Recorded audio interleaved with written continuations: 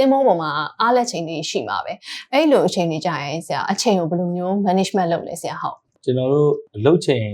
ကပေါ့တစည်းနဲ့တစည်းတတ်မှတ်မှုပေါ်တူချင်းမှလည်းတူလေကျွန်တော်တို့မနက်8နာရီဆိုရင်အလုပ်စတယ်ပေါ့9နာရီမှကျွန်တော်တို့ကဟိုစင်ပန်မန်းပေါ့နော်အော်ဒါတက်ယူလာပြီးရင်9နာရီမှသမောသားတွေကအကုန်လုံးကတန်ရှင်း area ပေါ့လောက်ကြ8နာရီမှလုပ်ငန်းကုန်ဝင်9နာရီမှကျွန်တော်တို့အော်ဒါတက်ယူလာပြီးတော့ကျွန်တော်တို့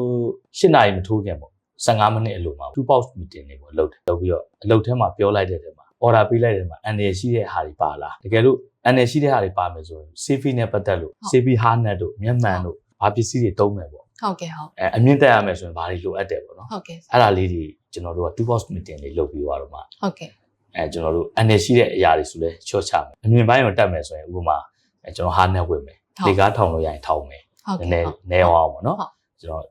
risk နေသွားတော့ risk ကိုချော့ချတာပေါ့အဲ့လိုမျိုးဆိုရင်အဲ့လိုလေးပြောတယ်ပြီးရင်အလုပ်ချိန်ကကျွန်တော်တို့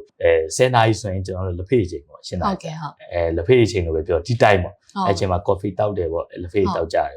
ပေါ့ပြီးရင်12နာရီထမင်းစားနာတယ်10နာရီမှပြန်စားပြီးရင်3နာရီမှာကျွန်တော်တို့တခါ juice time ပေါ့အေးတောက်တာလို့ပါပေါ့coffee တောက်တာလို့ပြီးရင်ကျွန်တော်တို့ကအလုပ်ချိန်6နာရီမှထိတ်တယ်9:45မှာကျွန်တော်တို့တိတ်နေစတိုရီပါတွေအပိတ်ပြီးဆို6နာရီပေါ့တိတ်နေဆိုအဲ့နောက်ပိုင်းမှာကျွန်တော်တို့ကရေမိုးချိုးပြီးတော့အားလက်ချိန်တွေမှာဘယ်လိုသုံးပြီးကြလဲဆိုတော့ဟိုးအရင်ကပုံစံနဲ့ဆိုရင်တော့ကျွန်တော်တို့ကတမောမှာ bone store ရှိတယ်ကျွန်တော်ဘီယာလေးပါလေရတယ်ဟိုတစ်လောက်တစ်ဖာပေါ့ဟုတ်ကဲ့တစ်ဖာဆိုတစ်နေ့တစ်လုံးနှုံးပေါ့တချို့ကြတော့လေတောက်ပလိုက်တာ2ရက်3ရက်နဲ့ဆိုတော့အဲ့တော့တောက်တက်တဲ့လူကြတော့လေဘီယာလေး2ဘူးလောက်ပေါ့အိမ်ကအင်ဂျူတထားရဲ့လက်ဖက်တို့ငချောက်တို့အမေထည့်ပေးတဲ့အမေလက်ရာတို့နဲ့ပေါ့တောက်ပြီးတော့ကလာကားလေးကြည့်ပေါ့ပြီးတော့ကိုရီးယားကဇလန်တွဲလေးတွေကြည့်ပြီးတော့အချိန်ကိုအားလက်ချိန်မှာဟုတ်ကဲ့ကုန်ဆုံးသွားတယ်ပေါ့ပြီးတော့ကောင်းမွန်သွားအေးဝါအိတ်တယ်ပေါ့ခုနောက်ပိုင်းကျတော့တမောသားတွေအနေနဲ့0 alcohol line တွေများလာပြီတမောပေါ်မှာဘာမှတောက်လို့မရဘူးမရတော့အလုံနားချိန်မှာတောက်တက်တဲ့လူဆိုရင်နည်းနည်းစိတ်ခံစားမှုလေးရှိအောင်ဟောဒီချိန်ကငါရန်ကုန်ကဘီယာဆိုင်ရောက်နေပြီဟောငါတငယ်ချင်းနဲ့ပြန်တော့ငါတောက်မယ်အိမ်မှာအိမ်မှာအမီးလောက်ခိုင်းမယ်ဗျအဲ့လိုမျိုးကြတော့တောက်လေးတောက်တာရှိတဲ့လူကြတော့တမောပေါ်ကြတော့မတောက်အောင်ဘူးเนาะဘာမှမဖြစ်ဒါမဲ့ကျွန်တော်လည်းတောက်တယ်ပါဟုတ်ကဲ့ကျွန်တော်ဘယ်လိုစားထိုးလဲဆိုတော့တချို့လူတွေကြတော့ရုပ်ရှင်လေးကြည့်တယ်အဲ့လိုမိသားစုနဲ့ဗီဒီယိုကောပြော့သမီးလေးပေါ့အကြောင်းတက်နေတာလားအဖေမင်းနေကောင်းလားကျွန်တော်ကြတော့ကျွန်တော်ဘယ်လိုမျိုးအဲ့လိုလုပ်လဲဆိုတော့0 alcohol လိုက်မတောက်ရတော့စိတ်ခံစားမှုရှိဆက်လေးလည်းမတောက်တော့အဲ့တော့ကျွန်တော်ကအဲ့ချိန်မှာကျွန်တော်ကဟိုအချိန်အပိုင်းခြားအားလက်ချိန်မှာဗီဒီယိုကောခေါ်တယ်မိသားစုအတိုင်းတာလေးပေါ့အင်တာနက်ကလည်းသူကအလုံးလောက်ပေးထားတာတော့မဟုတ်ဘူးပေါ့နော်သူရဲ့ပိုင်းခြားမှုလေးတွေကျွန်တော်7 minutes ဆို7 minutes ပြောတယ်မိသားစုပြောပြန်တော့ off လိုက်တယ် internet line off တယ် off ပြီးသွားရင်ကျွန်တော်ကနောက်ပိုင်းဘယ်လိုစဉ်းစားမိလဲဆိုတမောပေါ်မှာဒီလိုအန်တီဖြစ်တာတွေများလာများလာတဲ့အချိန်မှာလို့ငါလို့စာလေးရေးပြီးတော့ဒီတမောသားတွေရဲ့ဘဝရဲ့အန်တီရှိတဲ့ knowledge share လေးပေါ့ဟုတ်ကဲ့ငါပြန် share ပေးမယ်အဲ့တော့အကုန်လုံးကဒါလေးဖတ်မိတယ်ဆိုမှားတဲ့လူကလည်းဟာဝေးဒါလေးလိုရတယ်ဝင်ထောက်ပြီပေါ့နော်အာကိုဖြစ်ဆုံးသွားပြီကျွန်တော်ရေးလိုက်တဲ့ပို့မှာလိုအပ်ချက်ရှိရဆိုလဲကျွန်တော်ရဲ့တမောသား page မှာလူရအများကြီးဟုတ်ကဲ့ဟာကိုစင်ရောကြီးဒါလေးရောလိုရတယ်ဖြစ်ဟာအဲ့မှာအကုန်စာဖတ်ဆိုပြည့်စုံသွားဆိုတော့လူသိလေအနေနဲ့နောက်လူကောင်းလိုက်နေတဲ့လူနဲ့ရော knowledge share လေးရမယ်အဲ့တော့ကျွန်တော်အဲ့လိုလုပ်ဖြစ်လာတယ်ဟုတ်ကဲ့ဆရာလုပ်ဖြစ်လာပြီးတော့ဘာတွေပါထပ်လုပ်ဖြစ်လာလဲဆိုတော့ knowledge share လေးစဉ်းစားနေတယ်ကျွန်တော်ငငယ်လေးချင်းဘာသာပါတယ်ဆိုတော့ဦးထီပေါ့ဦးထီ line ပေါ့ကျွန်တော်ဦးထီရဲ့တချင်းတွေဆိုကျွန်တော်ကတေးပေါင်းချုပ်နေပါတော့ကျွန်တော်ရ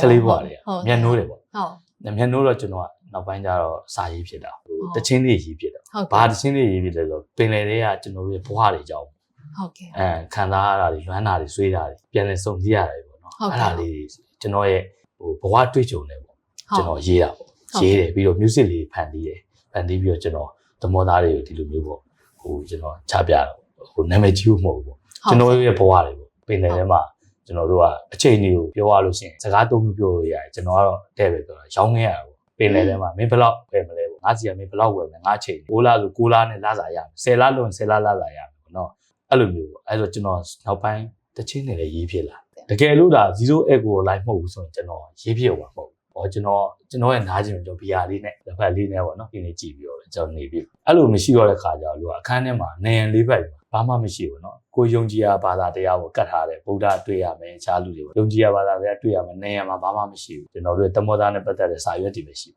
အဲ့ဒါလေးလောက်တာပေါ့စာလေးရေးတာလေတချင်းကတော့ဂီတာတော့ငယ်ငယ်လေးကတီးတတ်တာပေါ့ဟုတ်ကဲ့ဆိုတော့ကော့လေးတွေရှာတယ်ဆိုတော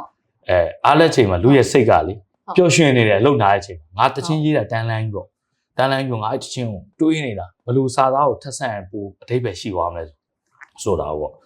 ပြီးတော့ပျော်နေတာပေါ့အဲ့လိုငါဂီတာတီးရဲ့တချင်းတွေဆက်လာတယ်ပေါ့နောက်ပိုင်းအဲ့လိုဖြစ်ရမှန်လေးတွေပေါ့ကျွန်တော်ရေးလာတယ်ပေါ့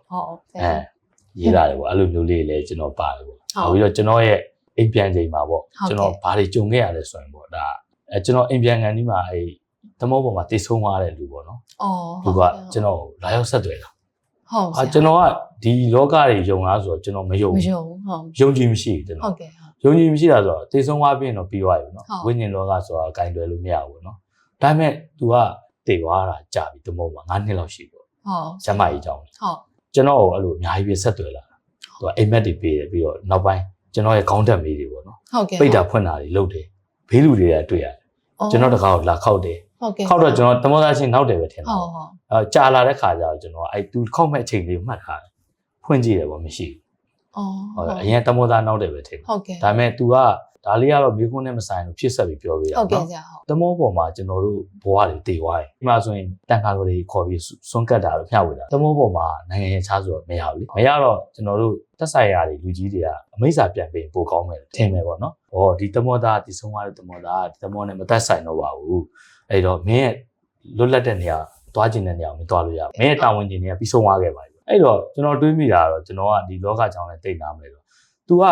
လုပ်ငန်းဝင်မှာလည်းဒီဆုံးက तू အလုပ်လုပ်နေသေးတယ်လို့ထင်အဲ့လိုသွားပြီးတော့ဗောနော်အဲ့လိုလုပ်တခါကျရင်အဲ့လိုကျွန်တော်ဘာလက်တန့်ပေါ့ဘာလက်တန့်ဆိုတာကျွန်တော်တန့်ရေထဲတဲ့နေရာပေါ့အလုံးပိတ်ခံအဲ့လိုနေရာတွေမှာကျွန်တော်ဖြတ်သွားတာလို့ပါအဲ့လိုတွေ့လိုက်ကိုနဲ့လုံးတူလုံးနေတဲ့လူတော့မဟုတ်ဘူးဒါပေမဲ့တကယ်လို့ဒါကျွန်တော်အဲ့ဒါယူပြောပြခဲ့တမောလူတွေကျွန်တော်လူတွေကြောက်သွားလို့ရှိရင်မသွားရတော့ဘူးကိုနေရာမှာသွားအလုပ်တက်ထိခိုက်သွားအဲ့တော့ကျွန်တော်ဒီဇလန်းလေးကတော့ကျွန်တော်ရေးထားတယ်အရန်ကောင်းတယ်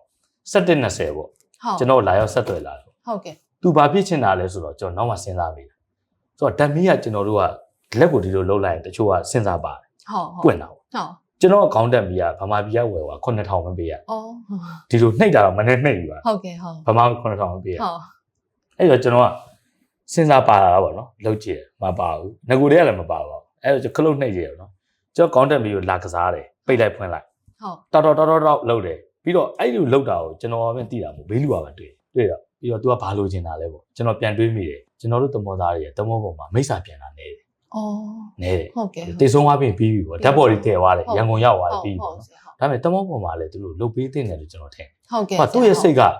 တခါတလေကျွန်တော်တို့အိမ်မှာတည်သွားတဲ့လူတော့အမျှပေးလို့ရကြမှာလည်းရတာပေါ့နော်သူ့ရဲ့